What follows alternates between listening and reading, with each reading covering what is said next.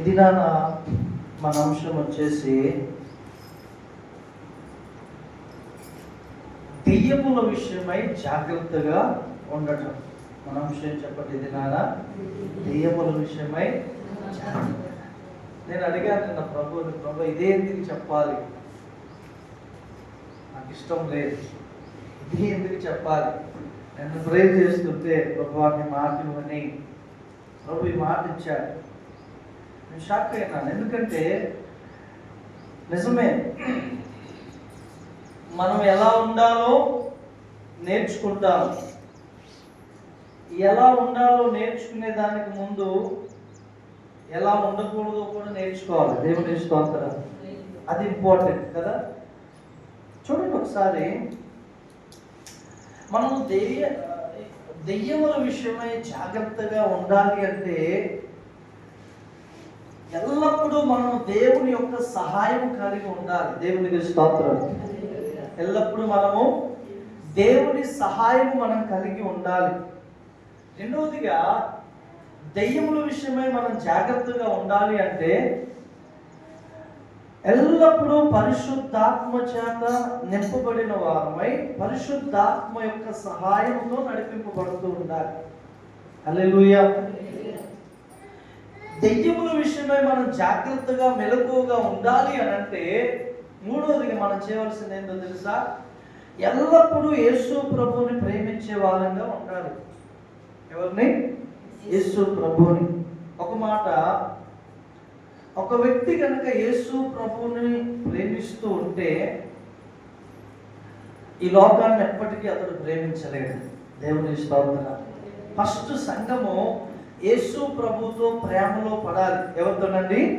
యేసు ప్రభుతో ప్రేమలో పడాలి సంఘం ఫస్ట్. ఆ యొక్క అనుభవంలోనికి ఒక క్రైస్తవుడు ప్రవేశించినప్పుడు అతని జీవితం చాలా ఆనందంగా ముందుకెళ్తుంది, చాలా సంతోషంగా ముందుకెళ్తుంది. హల్లెలూయా. చూద్దాము. అయితే దెయ్యములు చేసే కార్యాలంటే ఎందుకు దెయ్యముల విషయంలో మనం జాగ్రత్తగా ఉండాలి? అసలు క్రైస్తవ జీవితం అనేది ఒక మాటలో చెప్పాలంటే దేవునికి దెయ్యానికి మధ్యలో జరిగేటటువంటి ప్రయాణమే. అవునంటారా కాదంటారా? నిజం. దేవుని బిడ్డలారా, చాలా ఇంపార్టెంట్. యోబు చాలా భక్తి పరుడే, కానీ యోబు జీవితంలో సాతాను ఎంటర్ అయినాడు. ఎంత పెయిన్ అనుభవించాడు యోబు, ఎంత సమస్య అనుభవించాడు. యోబు జీవితమే కాదండి, ఆదిలో అవ్వ ఆదామును దేవుడు తయారు చేసినది మొదలుకొని సాతానుడి యొక్క కార్యాలు లేదా సాతానుడి యొక్క మోసం కుయుక్తి సంఘము పట్ల, దేవుని యొక్క బిడ్డల పట్ల ఆ యొక్క మోసం జరుగుతూనే ఉంది నేటికి కూడా. అందుకనే పౌలు ఏమంటాడు తెలుసా? ఒకసారి కొరింథీయులకు రాసిన పత్రిక ఆ మాట చదివి ముందుకు వెళ్దాం. ఎవరైనా ఒకరు బిగ్గరగా చదువుతారా? కొరింథీయులకు రాసినటువంటి పత్రికనా లేకపోతే ఫిలిప్పీయులకు రాసిన అక్కడ రెండవ పత్రిక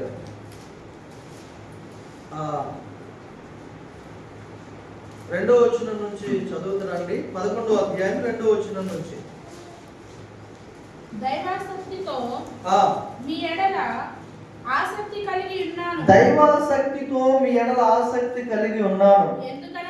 ఎందుకనగా పవిత్రురాలైన కన్యకనుగా ఒక్కడే పురుషునికి అనగా క్రీస్తుకు సమర్పింపవలెనని మిమ్మును ప్రదానము చేసితిని గాని సర్పము తన కుయుక్తి చేత హవ్వను మోసపరిచినట్లు మీ మనస్సులను చెరుపబడి క్రీస్తు ఎడల నున్న సరళత నుండి పవిత్రత నుండి ఎట్లైనను తొలగిపోనేమో అని భయపడుచున్నాను. చూసారా అండి? అపోస్తులైనటువంటి పౌలు కొరింథీ సంఘంతో అన్నాడు, సర్పము తన కుయుక్తి చేత హవ్వను మోసపరిచినట్లు మీ మనస్సులను చెరపబడి. చూసారండి, ఒకవేళ మీరు కూడా మోసపరచబడతారేమోనని ఒకసారి ఆలోచించండి ప్రియ దేవుని సంగమా. సాతానుడు ఆది నుండి సంఘమును పాడు చేయాలని ప్రయత్నం చేస్తూనే ఉన్నాడు. అయితే దెయ్యములు మనుషుల ఎడల ఏమి కార్యాలు చేస్తాయి? అసలు దెయ్యములు మనుషుల్ని ఎందుకు పాడు చేయాలని ప్రయత్నం చేస్తున్నాయి? ఒకే ఒక రీజన్ ఏంటంటే, తండ్రి అయిన దేవుడు మానవులను తన యొక్క రూపములో తయారు చేసుకున్నాడు. దేవునికి స్తోత్రం. దేవుడు తన పోలికలో తయారు చేసుకున్నాడు, తన మనస్సునిచ్చాడు. తన యొక్క దేవుడు ఏ విధంగానైతే ఉంటాడో అదే విధంగా మానవుణ్ణి తయారు చేశాడు. కాబట్టి దేవుని మీద ఉన్నటువంటి కోపమును, దేవుణ్ణి ఏమీ చేయలేని స్థితిలో సాతానుడు ఏం చేస్తున్నాడంటే, తన రూపంలో ప్రేమతో తయారు చేసుకునేటువంటి మనుష్యుణ్ణి పాడు చేయాలని ప్రయత్నం చేస్తున్నాడు. అందుకనే దేవుడు అంటాడు యెషయా గ్రంథం 1వ అధ్యాయంలో, ఈ యొక్క ఆకాశము ఆలకించుము, భూమి చెవియొక్కుము అంటాడు. ఒకసారి ఆ మాట చదువుతారండి.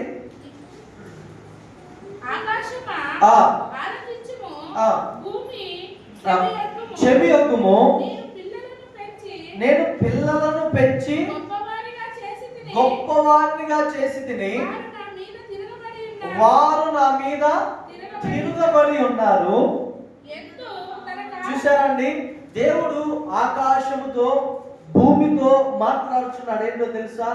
ఆలకించండి, నేను మనుషులను చేశాను కానీ వారు తిరగబడి.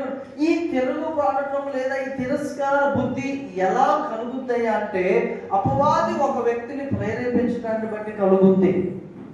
అయితే సాతానుడు, అపవాది, దెయ్యము మనుషుల్లో చేసే కార్యం ఏంటయ్యా అంటే, ప్రత్యేకంగా క్రైస్తవుల ఎడల చేసే కార్యం ఏంటయ్యా అంటే, మనం చూసినట్లయితే రక్షణ విషయంలో దేవుడిచ్చినటువంటి రక్షణను కాపాడుకోకుండా చేస్తాయి సాతాను. దెయ్యము చేసే పని ఏంటయ్యా అంటే, ఒక వ్యక్తికి దేవుడు తన రక్షణను ఇస్తే ఆ రక్షణను కాపాడుకోకుండా చేస్తుంది. హల్లెలూయా. రక్షణను భద్రపరుచుకోకుండా చేస్తుంది. ఉదాహరణకు చూస్తే యోహాను సువార్త 13వ అధ్యాయం 27వ వచనం చదవండి. వాడు ఆ ముక్క పుచ్చుకోనగానే సాతాను వానిలో ప్రవేశించను. ఎవరిలో? యూదా ఇస్కరియోతు. యేసు నీవు చేయుచున్నది త్వరగా చేయమని వానితో చెప్పగా, ఆయన ఎందు నిమిత్తం అతనితో అలాగ చెప్పాను. అది భోజనములకు కూర్చోబడిన వారిలో ఎవరికి తెలియలేదు. డబ్బు సంచి యూదా యొద్ద ఉండిన కనుక పండుగకు తమ 30వ వచనం చూడండి. వాడు ఆ ముక్క పుచ్చుకొని వెంటనే బయటికి వెళ్ళాను. అప్పుడు రాత్రి వేళ 12 మంది శిష్యుల్లో ఒకడైనటువంటి ఇస్కరియోతు యూదా సడన్ గా అతనేమి సాతానుకు అవకాశం ఇవ్వలేదు. ప్రతి ఒక్క వ్యక్తిలో ఏదో ఒక పాపము లేదా ఏదో ఒక బలహీనత ఏలుబడి చేస్తూ ఉంటది. జాగ్రత్తగా గమనించండి. యూదాలో కూడా డబ్బు, ధనాపేక్ష లేకపోతే డబ్బును దొంగిలించేటటువంటి బుద్ధి యూదాలో ప్రవేశించింది. అక్కడ రాయబడి ఉంటుందంట, ఆ సంచిలో వేయబడినది వాడు దొంగిలించుచూ వచ్చేవాడంట. ఏం చేసేవాడండి? దొంగిలించుచూ వచ్చేవాడు. సో ఎప్పుడైతే ఇలా దొంగతనం చేస్తున్నాడో దేవుని యొక్క ధనాన్ని, దేవుని యొక్క పని కొరకు కేటాయించబడినటువంటి ధనాన్ని ఎప్పుడైతే దొంగిలించుకుంటూ వస్తున్నాడో సాతానుడు వానిలోనికి ప్రవేశించాడు. మీకు విషయం తెలుసా? నువ్వు రొట్టె అనగా యేసయ్య శరీరానికి సూచనగా ఉన్నటువంటి రొట్టె, యేసయ్య రక్తానికి సూచనగా ఉన్నటువంటి ద్రాక్షారసం నువ్వు నిర్లక్ష్యంగా తీసుకోకూడదు. నువ్వు పాపములో ఉండి, దొంగగా ఉండి, లేకపోతే ఇంకేదైనా దేవునికి అయిష్టమైన కార్యాలు చేస్తూ రొట్టెను ద్రాక్షరసాన్ని తీసుకోకూడదు. అది చాలా ప్రమాదం. అందుకనే దేవుడు అంట, మీలో చాలా మంది రోగులు, బలహీనులు, అనేకులు నిద్రించుచున్నారు అన్నాడు. నిద్రించడం అంటే ఏంటంటే ఆత్మీయంగా చచ్చిన స్థితిలోనికి వెళ్ళిపోతున్నారు. ఒక వ్యక్తి బాప్తిస్మం తీసుకున్నటువంటి ఒక వ్యక్తి, ఒక రక్షింపబడినటువంటి వ్యక్తి ఎల్లప్పుడూ తన రక్షణను కాపాడుకుంటూ ఉండాలి. దానిని పోగొట్టుకునే ప్రమాదము చాలా ఉంది. సాతానుడు ప్రతి ఒక్క వ్యక్తి రక్షణను పోగొట్టుకునే విధంగానే ప్రయత్నం చేస్తాడు. యూదా తన యొక్క రక్షణను పోగొట్టుకున్నాడా, కాపాడుకున్నాడా? చెప్పాలి. ఇస్కరియోతు యూదా పోగొట్టుకున్నాడు. ప్రభు అంటాడు, మీలో ఒకడు నన్ను అప్పగించబోతున్నా, మీలో ఒకడు సాతానుడు అంటాడు. ఎందుకు ఒక వ్యక్తిని దేవుడు సాతానుడు అన్నాడు అంటే, ఆల్రెడీ సాతానికి, అపవాదికి ఆ వ్యక్తి అవకాశం ఇచ్చాడు. వాడి ఏలుబడికి లేదా వాడి అధికారానికి, వాడి క్రియ. ఒక విషయం అండి, నీ కుటుంబంలో ఎందుకు కలహాలు ఉంటాయి, నీ కుటుంబంలో ఎందుకు గొడవలు ఉంటాయి, నీ కుటుంబంలో ఎందుకు నిజమైన ప్రేమ ఉండదు అనంటే, ఎవరో ఒకరు సాతానికి ఇష్టమైనది అంగీకరించారు, అనుమతించారు కాబట్టి వాడు ఆ కుటుంబంలో నివాసం చేస్తాడు. మీరు లూకా సువార్తలో చూసినట్లయితే ఆ ఇల్లు ఏమండి ఊడ్చి అమర్చి ఉండుట చూసి మరి చట్టమైన 7 దెయ్యాలు తీసుకొచ్చాడంట సాతాను. నువ్వు రక్షణ పొందినప్పుడు నీలో ఉన్నటువంటి చీకటి, అపవిత్రత అన్నీ వెళ్ళిపోతాయి. కానీ రక్షింపబడిన తర్వాత సాతానికి ఇష్టమైనది ఏదైనా కనుక నువ్వు అనుమతిస్తే వాడు మరీ చెడ్డమైన వాటిని తీసుకొని వచ్చి ముందు పెడతాడు. ఇది చాలా భయంకరం. హల్లెలూయా. నేను చెప్పేది ఏంటంటే, నీకు దేవుడిచ్చినటువంటి రక్షణను నువ్వు చాలా జాగ్రత్తగా కాపాడుకోవాలి. ఆ యొక్క రక్షణను పోగొట్టుకునే అవకాశం ఉందని దేవుడు చెప్పుచున్నాడు.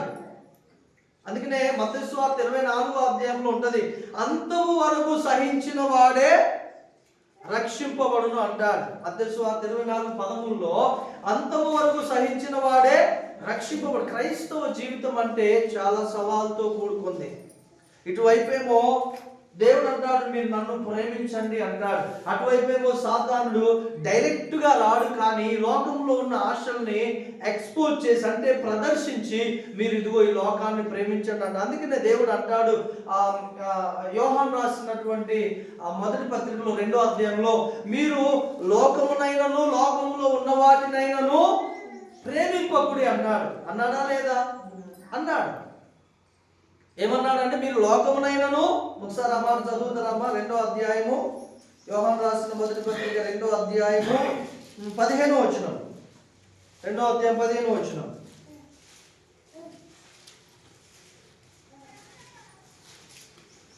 Thank you lord.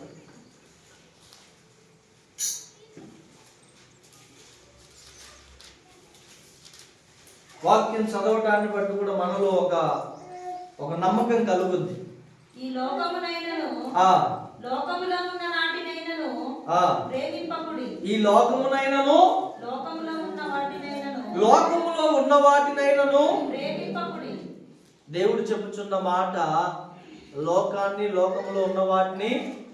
ఏంటి లోకంలో ఉంది? శరీరాశ, నేత్రాశ, జీవపు డబ్బ. ఏంటి మరలా చెప్పండి?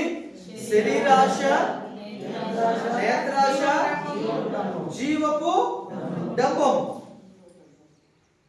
16వ వచనం చదువురా. లోకములో ఉన్నదంతయు అనగా శరీరాశయు, నేత్రాశయు, జీవపు డబ్బమును తండ్రి వలన పుట్టినవి కావు. అవి లోక సంబంధమైనవే. హల్లెలూయా. లోకమును దాని ఆశయు గతించిపోచున్నవి గాని దేవుని చిత్తము జరిగించువారు ఇది శేషం. హల్లెలూయా. దేవుని చిత్తము జరిగించువారే శేషం. అంటే చివరికి దేవునితో కూడా ఉండేవారు. అయితే నేనేం చెప్పాలని నేను ప్రయత్నిస్తున్నానంటే, లోకమును ప్రేమించమని సాతానుడు మనల్ని ప్రేరేపిస్తాడు. మీరు చూడండి, మత్తయి సువార్తలో 14వ అధ్యాయం 7వ వచనం, ఇదిగో జీవమునకు పోవు ద్వారం అంటే ఇరుకును సంకుచితమునై ఉంటుంది. కానీ ఆ మాట చదవండి, మత్తయి సువార్త 14వ అధ్యాయమా.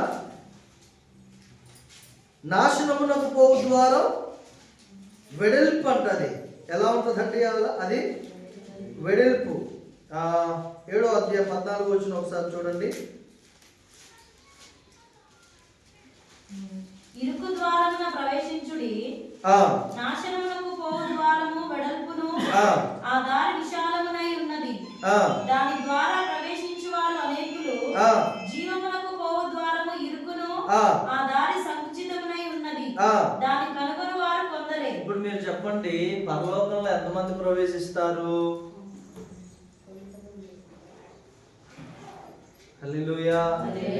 సాతానుడి యొక్క ప్రయత్నం ఏంటంటే, ఎట్లాగైనా రక్షణ పొందిన ఇదిగో ఈ బ్రదర్ని, ఈ సిస్టర్ని నేను ఎట్లాగైనా ఆ రక్షణను పాడు చేయాలి అని చెప్పేసి లోకంలో ఉన్న ఆశల్ని తీసుకొచ్చి పెడతాడు. అన్నీ కాదు, కొంతమందికి కొన్ని ఇష్టం ఉంటాయి. ఈ లోకంలో పాపం అన్నీ ఇష్టం ఉండదు, కానీ ఏదో ఒక విషయంలో బలహీనరాలుగా ఉంటారు. అవి వారిని ఆకర్షించగానే ఈ రక్షణ విషయంలో ఏమవుతారనంటే నిర్లక్ష్యం వచ్చేస్తుంది. ఎందుకు నిర్లక్ష్యం వస్తుంది అనంటే, ఈ లోక సంబంధమైన వాటిని ప్రేమిస్తాం కాబట్టి. సాతానుడి యొక్క దెయ్యం యొక్క ముఖ్య ఉద్దేశం ఏంటంటే, ఎలాగైనా కానీ ఇతడు రక్షణను కాపాడుకోకుండా నేను చెయ్యాలి అన్నదే వాడి యొక్క ముఖ్య ఉద్దేశం. హల్లెలూయా. చాలా మంది క్రైస్తవులు మొదటిగా రక్షింపబడతారు, ఆరంభంలో చాలా ఉత్సాహంగా ఉంటారు, చాలా సంతోషంగా ఉంటారు. కానీ ఎప్పుడైతే కొన్ని శ్రమలు రాగానే, లేకపోతే కొన్ని వారికి లాభకరమైన వారి ఎదుటికి రాగానే, ఆ ఫోన్లే ఒక తర్వాత మనం మంచి భక్తి చేద్దాం, ఇప్పుడు మాత్రం మనం ఇది చేద్దాం, ఇక అందరు చేస్తున్నారుగా నేను చేస్తే ముందు, అందరూ క్యాజువల్గానే అంత ఆత్మీయంగా జీవించట్లేదు కదా, నేను మాత్రం జీవిస్తే ఏముంది. ఇవి మనసులో కలిగేటటువంటి అపవాది యొక్క ప్రేరేపణలు, ఆలోచనలు. అందుకనే దేవుడు అన్నాడు, నాశనమునకు పోవు ద్వారము వెడల్పు విశాలమని, కానీ జీవమునకు పోవు ద్వారం ఇరుకు. ఇంకేమన్నాడు? సంకుచితమై ఉందంట, దాన్ని కనుగొని వారు. ఏ వ్యక్తి అయితే ఆలోచన విషయంలో మొట్టమొదటిగా జయిస్తాడో ఆ వ్యక్తి ఎల్లప్పుడూ బలం కలిగి ఉంటాడు. దేవుని స్తోత్రం. శత్రువును మనం ఎక్కడ జయించాలో తెలుసా అండి? మొట్టమొదటిగా శత్రువును మనం జయించవలసిన స్థలం మనలో కలిగే ఆలోచన.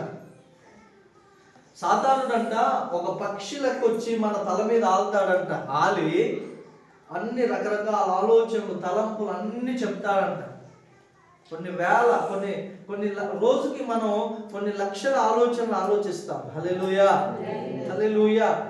గమనించండి, చెడు ఆలోచన లేదా చెడు తలంపు, దేవునికి అయిష్టమైనది ఏదైనా మన దగ్గరకు వస్తే దాన్ని మనం చెదరగొట్టాలి. ఆమేన్. ఇస్కరియోతు యూదా కంట యేసు ప్రభుని పట్టిస్తే 30 వెండి నాణాలు డబ్బులు వస్తాయని ఒక ఆలోచన దుష్టుడు పెట్టాడు. దాన్ని అతడు అంగీకరించాడు కాబట్టి ఆ యొక్క ప్రధాన యాజకుల దగ్గరికి వెళ్ళి, నేను ఆయన్ని మీకు అప్పగిస్తే ఏమిస్తానండి, ఇదిగో 30 వెండి నాణాలు తీసుకోండి అని ఇచ్చేశాడు. చూసారా, ఆలోచన ఏమైందంటే మనకు అలవాటు అయిపోయింది. ఇతను అనుకుంటాడు, అసలు నేను అతని సంగతి చెప్తానని ఆలోచిస్తాడు. ఎప్పుడైతే ఆ వ్యక్తి ఎదురు పడతాడో క్రియల్లోకి వచ్చేస్తాడు. అతను కొట్టాలనుకున్నా కొడతాడు, తిట్టాలనుకున్నా తిడతాడు. కానీ ఫస్ట్ ఎక్కడ స్టార్ట్ అయింది? ఆలోచన. హల్లెలూయా. కాబట్టి మనం జయించవలసింది ఫస్ట్ ఆలోచన దగ్గరే. అది కనుక మనం డిలీట్ చేసుకోగలిగితే మన జీవితాన్ని మన రక్షణను మనం చాలా జాగ్రత్తగా కాపాడుకుంటాం. దేవుని స్తోత్రం. ఇంకో మాట, అపోస్తుల కార్యములు చూడండి, పేతురు రాసిన మొదటి పత్రిక 4వ అధ్యాయం 18వ వచనం చదవండి. పేతురు రాసిన మొదటి పత్రిక 4వ అధ్యాయము 18వ వచనం. మరియు నీతిమంతుడే రక్షింపబడుట దుర్లభమైతే, దేవుడు చెప్తున్నానండి, మరియు నీతిమంతుడే రక్షింపబడుట దుర్లభమైతే భక్తిహీనుడును పాపియు అర్థమైందండి. అంత క్రిటికల్ గా ఉంటది ఆత్మీయ జీవితం. ఎందుకు నీతిమంతుడే రక్షింపబడుట దుర్లభం అంటున్నాడంటే, నీతిమంతులకు కలుగు శ్రమలు అనేకములండి, శోధనలు అనేకములు వస్తాయి. అయినా అతడు ధైర్యముగా దేవుని కొరకు నిలబడి ఉండాలి. ఎప్పుడైతే నిలబడి ఉంటాడో ఆటోమేటిక్ గా శ్రమలు నిందలు పారిపోతాయి. దేవునికి స్తోత్రం. అందుకే ఈ రక్షణను మనం చాలా జాగ్రత్తగా కాపాడుకోవాలి. ప్రకటన గ్రంథం ఒకసారి తీయండి. అక్కడ యోహాను అంటారండి, ఎక్కడుంది, 2వ అధ్యాయం 10వ వచనం. ప్రభు దినమందు ఇదిగో మీరు శోధింపబడినట్లు అపవాది మీలో కొందరిని చెరలో వేయింపబోచున్నాడు. 10 దినములు శ్రమ కలుగును. మరణము వరకు నమ్మకముగా ఉండుము. నేను నీకు జీవ కిరీటం ఇచ్చేదను. ఎప్పటి వరకు అంటండి? ఇప్పుడు నువ్వు రక్షింపబడ్డావండి, శోధన వస్తుంది. నువ్వు ఏదైతే పాపాన్ని, రాగుణ్ణి, వ్యామోహాన్ని అన్ని విడిచిపెట్టావో అదే సాతాను తీసుకొచ్చి నీ ఎదుట పెడతాడు. ఎందుకు పెడతాడు అనంటే, ఇప్పుడు నువ్వు అన్ని విడిచిపెట్టి దేవుణ్ణి నమ్ముకోవాలి. ఒక మాట ఆలోచించండి. ఈ లోకాన్ని, పాపాన్ని, ఆశలు అన్ని విడిచిపెట్టి, ఈ లోక మర్యాదలను విడిచిపెట్టి ఎందుకు దేవుణ్ణి నమ్ముకోవాలి? అదే కంటిన్యూ చేసుకోవచ్చు కదా, అంటే మనం ఎందుకు దేవుని నమ్ముకొని బాప్తిస్మం తీసుకున్నామంటే, ఇదంతా సాధారణ సంబంధమైంది, ఇదంతా చాలా డేంజర్. హల్లెలూయా. సో కాబట్టి నేను ఇలాగే గనక జీవిస్తూ ఉంటే, ఇలాగే గనక కొనసాగుతూ ఉంటే, నేను చనిపోతే నరకానికి వెళ్తాను. సో ఇది సరైనది కాదు. కాబట్టి నేను దేవుణ్ణి నమ్ముకుంటాను, నా జీవితాన్ని దేవునికి ఇచ్చి పరిశుద్ధంగా జీవిస్తాను, దేవుడు నాకు రక్షణ ఇస్తాడు, దాన్ని నేను కాపాడుకోవాలి అనే కదా మనం రక్షింపబడింది, దేవుణ్ణి అడిగింది. సో దానినే పాడు చేయటానికి, ఆ రక్షణను పాడు చేయటానికే మరలా సాతానుడు వచ్చి మనకు బిస్కెట్లు వేస్తాడు, గాలం వేస్తాడు, ఎరేస్తాడు, ఆశలు చూపిస్తాడు. వాటిని కనుక మనం స్వీకరించి ఆ చిన్నదే కదా, పర్లేదే, ఎట్లాగే నేను బయటకు వస్తా, అది చిన్నదే కదా అని కనుక మనం ఆ చిన్న బలహీనతకు కనుక మనం అవకాశం ఇస్తే అది చాలా పెద్ద బలహీనత వైపు నడిపిస్తుంది. నిజము దేవుని సంఘం. మీలో కూడా కొంతమందికి తెలుసు, ఒక్కసారి నేను వీడితో, అది ఒకసారి సార్, ఈ ఒక్కసారి నేను వెళ్తాను, ఏం కాలేదు సినిమా అన్నట్టు ఉంటుంది. కానీ అది నువ్వు అడుగు పెడితే చాలు, ఒక్క అడుగు ఆ బలహీనతలో కనుక నువ్వు వేస్తే 1000 అడుగులు సాతాను నిన్ను నడిపిస్తాడు. ఎందుకంటే నీ కాలు వాడి చేతుల్లో ఉంటుంది, నీ జుట్టు వాడి చేతుల్లో ఉంటుంది. మేము అరకులో వెళ్ళినప్పుడు అండి ఒక స్కిట్ వేశారు యూత్, వైజాగ్, రాయ్పూర్, ఛత్తీస్గఢ్ నుంచి, ఒరిస్సా నుంచి వచ్చిన బ్రదర్స్ ఏం వేశారంటే స్కిట్లో ఒక తాడు ఉంది, అటువైపు ఒక 5 మంది, ఇటువైపు ఒక 5 మంది ఉన్నారు, మధ్యలో ఒక వ్యక్తి ఉన్నారు. మీరు చూడండి, అటు లాగుతున్నారు, ఇటు లాగుతున్నారు. ఇటువైపు లాగే వ్యక్తి ఏంటంటే సాతానుడు, ఇటువైపు లాగే వ్యక్తి దేవుడు. ఈ ఆలోచన వచ్చినప్పుడు అతను అన్ని ఆకర్షణలు, మందు చూపిస్తున్నాడు, డబ్బు చూపిస్తున్నాడు, స్త్రీని చూపిస్తున్నాడు. అవి ఆకర్షించినప్పుడు ఏంటంటే అటు వెళ్ళాలని చూస్తుంటే ప్రభు ఇతన్ని ప్రేరేపిస్తే నా వైపు రా అంటే ప్రభు వైపు చూడగానే మరలా ఇటువైపు వస్తున్నాడు, మరలా ఇటు చూడగానే దెయ్యం అతన్ని ఆకర్షిస్తుంది. అలా మీరు చూడండి, ఆ స్కిట్లో ఏమైందంటే ఆకర్షించి ఏదైతే కావాలని కూడా వెళ్ళాడో అది అతనికి దొరికింది, కానీ అతడు పొందుకున్న రక్షణను కోల్పోయాడు. హల్లెలూయా. నీకు ఈ లోకంలో సాతానుడు ఎంతంటే అంత సుఖాన్ని ఇస్తాడు, ఎంతంటే అంత సంతోషాన్ని ఇస్తాడు. క్షణికమైందే, స్థిరమైంది కాదు. ఎందుకు ఆ క్షణికమైన సంతోషం, కొంతకాలం ఉండే ఆనందాన్ని ఇస్తాడనంటే దేవుడు నీకు ఇచ్చినటువంటి ఈ రక్షణను పోగొట్టుకోవటానికి, పాడు చేసుకోవటానికి. సంసోను అంటాడు, అయ్యో నేను ఇంత ఘోరమైన పాపం చేసి దేవునికి దూరమైనానా, ఈ ఒక్కసారి నన్ను రక్షించు ప్రభు అని ఏడుస్తాడు. అదే బైబిల్లో మనం చూస్తే 51వ అధ్యాయం కీర్తన గ్రంథంలో దావీదు ప్రార్థన చేస్తాడు, అయ్యా నన్ను క్షమించు, కానీ నీ రక్షణ ఆనందం నా యొద్ద నుండి తొలగించక. ఒకసారి 10వ వచనం చదవండి, 51వ కీర్తన 10వ వచనం. దేవా నా యందు శుద్ధ హృదయము కలుగజేయుము, నా అంతరంగంలో స్థిరమైన మనస్సును నూతనముగా పుట్టించుము, నీ సన్నిధిలో నుండి నన్ను త్రోసివేయకుము, నీ పరిశుద్ధాత్మను నా యొద్ద నుండి తీసివేయకుము, నీ రక్షణ ఆనందము నాకు మరలా పుట్టించుము. ఏ ఆనందం అంటండి? రక్షణ ఆనందం. నేను అందుకే మొదటగా చెప్పాను ఏమనంటే, ఎల్లప్పుడూ మనము దేవుని సహాయము కలిగి ఉండాలి. ఒకటి. రెండవది, ఎల్లప్పుడూ మనము పరిశుద్ధాత్మ చేత నింపబడి నడిపింపబడుతూ ఉండాలి. మూడవది, ఎల్లప్పుడూ మనం ప్రభువుని ప్రేమిస్తూ ఉండాలి. హల్లెలూయా. ఒక వ్యక్తి దేన్ని ప్రేమిస్తే దాని గురించి ధ్యానం చేస్తాడు, ఆలోచిస్తాడు, అదే జీవితంగా భావిస్తాడు, దాని కొరకే బ్రతుకుతాడు. అవునంటారా కాదంటారా? తాగుబోతు చూడండి, ఎగ్జాంపుల్ చెప్తున్నాను. ఎంత ఏది చేసినా, ఎంతమంది ఏది చెప్పినా ఆ టయానికి అతని మనసు దాని వైపే లాగుంది. అనుకున్నట్టు యాక్షన్ చేస్తారు, కానీ వాళ్ళు ఏం చేస్తారంటే దాని మనసు అంతా దాని మీదే. ఇప్పుడు బాగా డబ్బు పిచ్చిన వాళ్ళు ఉన్నారు చూడండి, వాళ్ళు ఏది చేసినా వారి మనసు అంతా దాని మీదనే ఉంటుంది. నిజము దేవుని పెట్టిన, మీరు నమ్మినా నమ్మకపోయినా.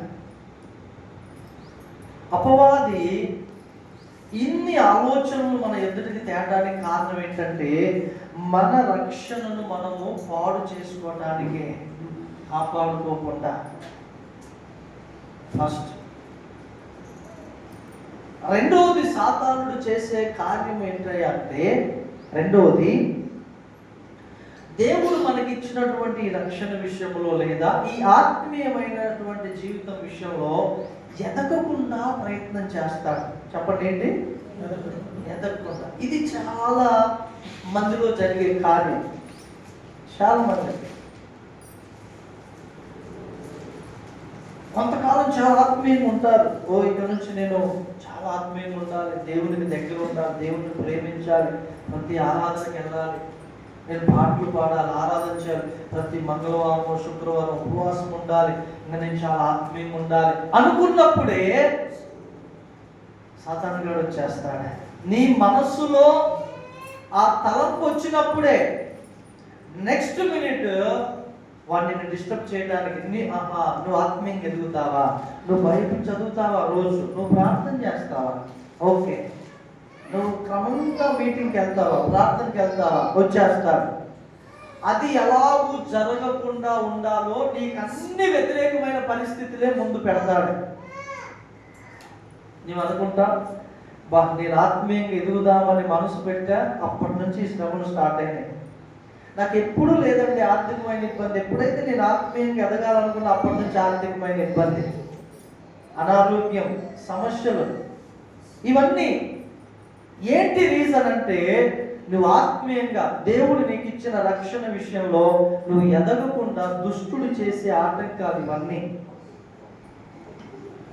చాలా మంది దేవుని బిడ్డలారా, చాలా మంది ఆత్మీయంగా ఎదగకుండా ఒకే స్థితిలో నడిపింపబడటానికి గల కారణం ఏంటంటే, ఆ వ్యక్తి దేవుని మీద ఆధారపడకుండా, ఆ వ్యక్తి ఒకవేళ ఆత్మీయంగా ఎదగాలని మనసు పెట్టిన దుష్టుడు వచ్చి చాలా సమస్యలు ఆ వ్యక్తి ఎదురు తీసుకొస్తాడు. హల్లెలూయా, హల్లెలూయా. మార్కు సువార్త 4వ అధ్యాయం 15వ వచనం చదవండి. మార్కు సువార్త 4వ అధ్యాయం. త్రోవ పక్క నుండి వారెవరనగా, వాక్యము వారిలో విత్తబడును గాని వారు వినిన వెంటనే సాతాను వచ్చి, ఎవరంటండి? సాతాను వచ్చి వారిలో విత్తబడిన వాక్యం ఎత్తుకొని పోవును. మీకు తెలుసా అండి, ఆదివారం వాక్యం చెప్పగానే ఏమో చెప్పాడు అయ్యగారు అంటారు, రెండో రోజు అడిగితే మీకు గుర్తుండదు, ఎవరు ఎత్తుకెళ్ళారు? అది మరి వాక్యం నీకు గుర్తులేదు అసలు ఎంత గుర్తు చేసినా రావట్లేదంటే అది నీ సమస్య కాదు. ఎవరు ఎత్తుకెళ్ళారు? మళ్ళీ మనకు కొన్ని గుర్తుంటాయి. ఎప్పుడో 10 సంవత్సరాల క్రితం ఒక ఆయన అన్నమాట, ఒక ఆమె అన్నమాట మాత్రం గుర్తుంటుంది, తరతరాలు గుర్తుంటాయి. నిజమండి. వాక్యం అందుకనే ఎద్దు ఏం చేస్తుంది తెలుసా? ఎద్దు ఎంతమందికి తెలుసు? ఎద్దు కానీ ఒంటె కానీ అది గడ్డి బాగా నవలదు, ఫస్ట్ తినేస్తుంది, ఏదో అటు ఇటు తిప్పేసి మింగేస్తుంది, వందలు చేసుకొని లోపలికి పంపించేసి అది విశ్రాంతిగా చక్కగా పడుకొని ఏం చేస్తుంది తెలుసా? ఒక్కొక్క ఆ గడ్డి ఉంటుంది కదా, అది బయటికి తీసుకొచ్చి అప్పుడు నెమలు వేస్తా ఉంటారు. హల్లెలూయా. మనం ఏం చేయాలి తెలుసా? విశ్వాసము దేవుని వాక్యం చదువుతున్న మనం, వింటున్న మనం, ఆ వారం అంతా రోజంతా నువ్వు చదివే వాక్యం, విన్న వాక్యాన్ని నెమరు వేయాలి, దాన్ని ధ్యానించాలి. అప్పుడు అది నీకు జీర్ణం అవుతుంది. అప్పుడు అది నీకు ఆత్మీయంగా నువ్వు ఎదగడానికి అది నిన్ను బలపరుస్తుంది. హల్లెలూయా. ఇది జరగకుండా సాతాను ఏం చేద్దాం తెలుసా? చర్చి దాటి వెళ్ళగానే విత్తనాలు ఎత్తుకొని వెళ్తాడు. నేను కాదు, దేవుడే అంటున్నాడు. చదవండి 15వ వచనం.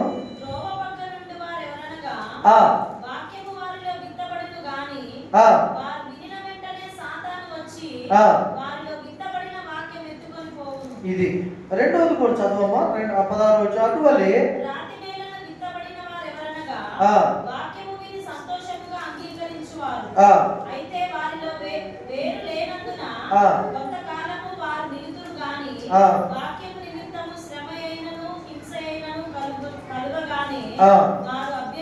నేను చూడండి, కొత్తగా చర్చికి వచ్చే వాళ్ళకి వాళ్ళ బంధువుల నుంచి కొన్ని శ్రమలు వస్తాయండి, వాళ్ళ స్నేహితుల నుంచి లేకపోతే కులస్తుల నుంచి వస్తాయి ఆటంకాలు, శ్రమలు.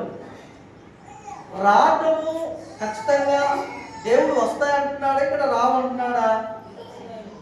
ఏమండి? వాక్య నిమిత్తం శ్రమ కలగగానే అభ్యంతర పడతారంట.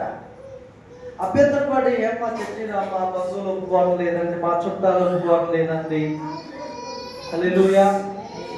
ఇది ఒక వ్యక్తి రక్షణ విషయంలో ఎదగకుండా అడ్డుపడే విషయం. ఇంకా కింద చదవండి. ఎక్కడండి? మొండ్ల పొదలు. ఇది ఇది చాలా మంది జీవితంలో జరిగే ఏంటది? ఐహిక విచారములు అంటే ఏంటండి? ఇంకా ధనమోసము,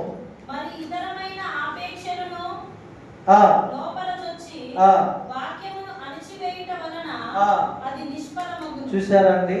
ఇందులో 80% మంది క్రైస్తవులు ఉన్నారు. సుమారు ముండ్ల పొదలలో విత్తబడిన విత్తనాలు. ఐహిక విచారం, ఏమి చేద్దాం, ఏం తిందాం, ఎలా ఎలా ఎలా. ధనమోసం అని ఉందాం అక్కడ. ఏంటి ధనమోసం? మరి ఇతరమైన ఆపేక్షలను లోపల చొచ్చి నేను ఆత్మీయంగా ఎదగకుండా చేసేవి ఆశలే దేవుని బిడ్డలారా. అందుకనే దేవుడు అన్నాడు, మీరు లోకమునైనను లోకములో ఉన్న వాటినైనను ప్రేమింపకుడి అన్నాడు. మొదట నీ స్థితి బాగానే ఉంటుంది, నువ్వు ఆత్మీయంగానే ప్రారంభిస్తావు. కానీ కొంతకాలానికి నువ్వు గ్రహించలేని విధముగా సాతానుడు ధనాపేక్షను, ఐహిక విచారము, ఎట్లా నా జీవితం ముందు, ఎట్లా నా బిడ్డల జీవితం ఎట్లా, అయ్యో ఇప్పుడే సంపాదించకపోతే ఎలా ఎలా ఎలా ఎలా, ఈ విచారములు ఏం చేస్తాయంటే వాక్యమును ధ్యానించకుండా, వాక్యము గురించి ఆలోచించకుండా నిన్ను అణిచేస్తాయి. ఒక ముళ్ళు లెక్క పనిచేస్తాయి, నువ్వు ఎదగకుండా. ఇప్పుడు ముళ్ళ పొదల్లో ఒక మంచి చెట్టు పడ్డదండి, ఎదుగుతుంది. కానీ ఎంత ఎదిగినా ముళ్ళు ఏం చేస్తాయి? మంచి వేస్తాయి. అందుకనే దేవుడు అంటాడు కింద, మంచి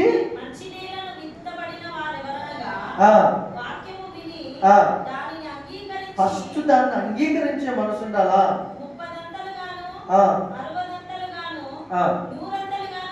వీళ్ళు కంప్లీట్ గా దేవుణ్ణి ప్రేమించి విని అంగీకరించేవారు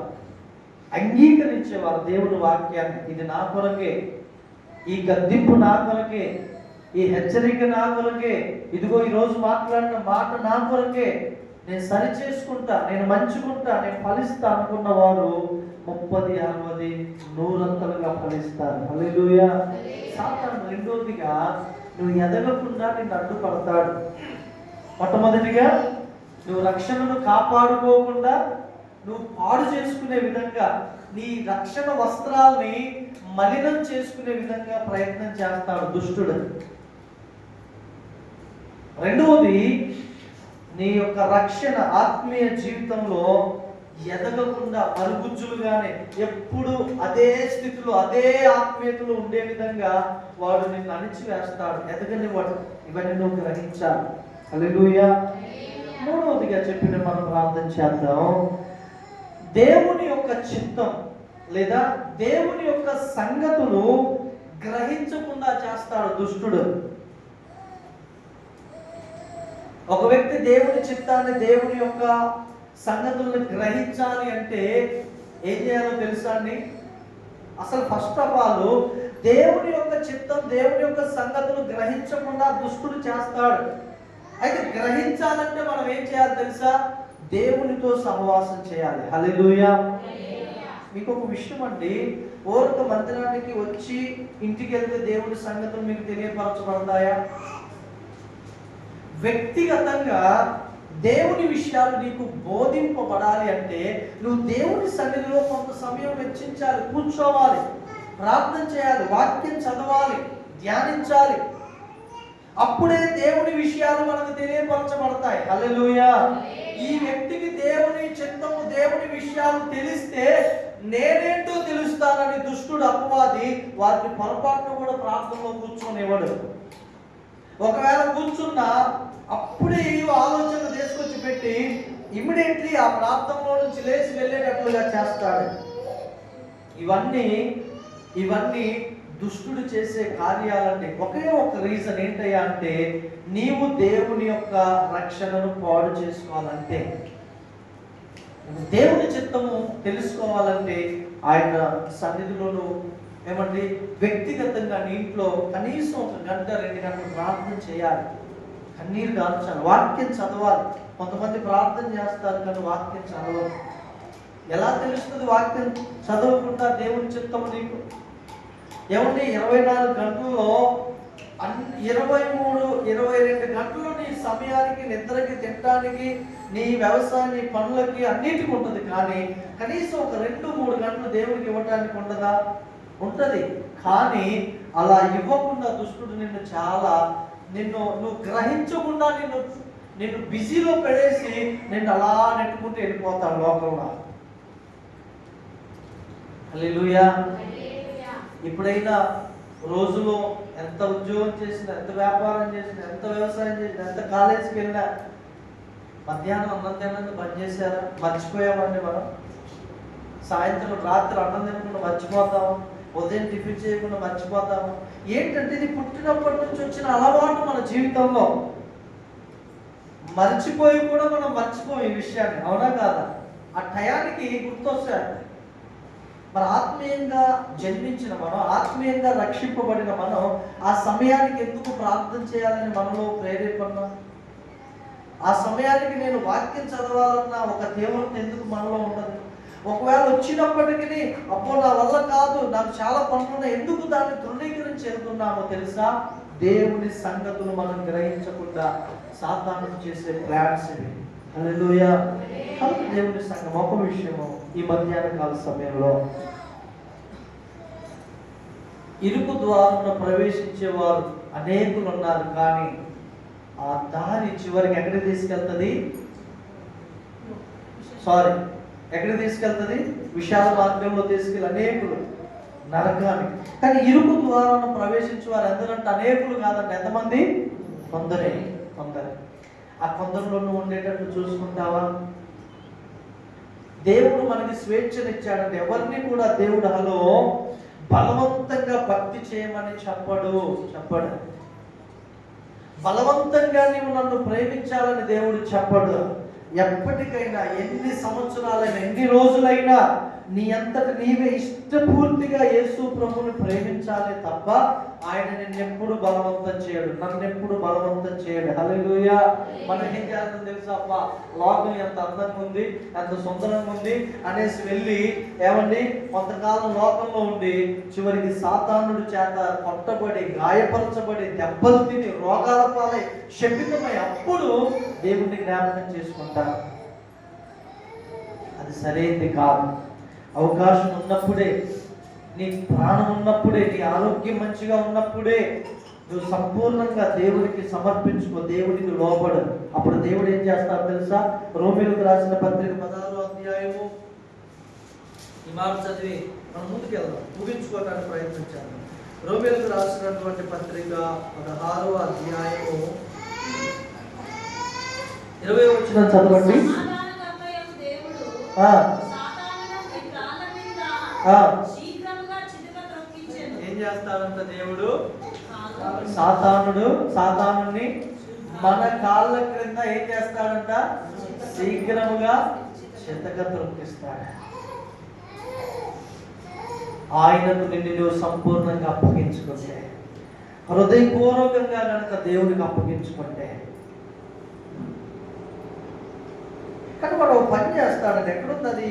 యాకోబు రాసిన పత్రికనైనా వాడు నేను ఇంతగా ఎందుకు చెప్తున్నానంటే, పేతురు రాసినటువంటి మొదటి పత్రికలో 5వ అధ్యాయము అందరూ చదవండి, మాట అందరూ చదవండి. 7వ వచనం 8వ వచనము చదవండి. అందరం చదువుదామండి, పురుషులు స్త్రీలు. పేజీ నెంబర్ 217, పేతురు రాసిన మొదటి పత్రిక 5వ అధ్యాయము 8వ వచనం. Okay, right. నిబ్బరమైన బుద్ధి గలవారై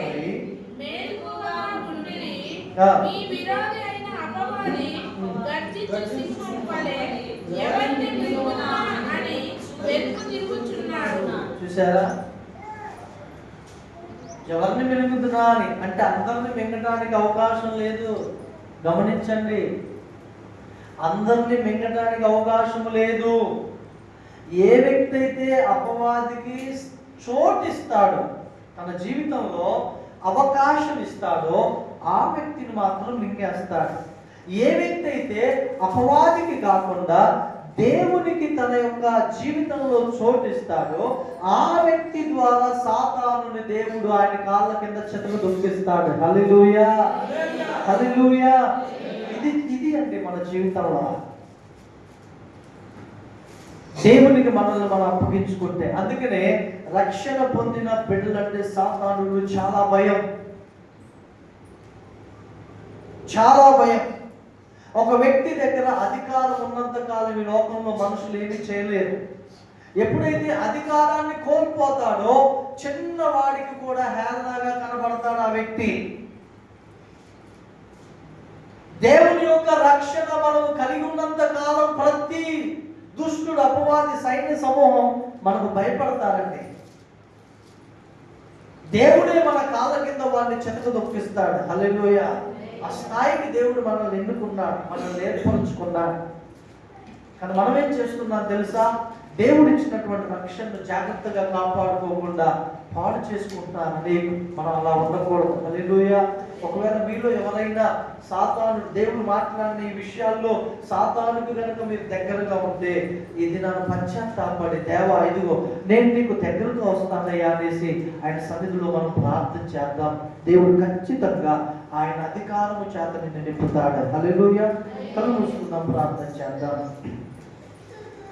థ్యాంక్ యూ లార్డ్ జీసస్. అందరూ ప్రార్థన చేద్దాం. ఎంత గొప్ప విషయాలు దేవుడు మనతో మాట్లాడు. దేవుని సంగమా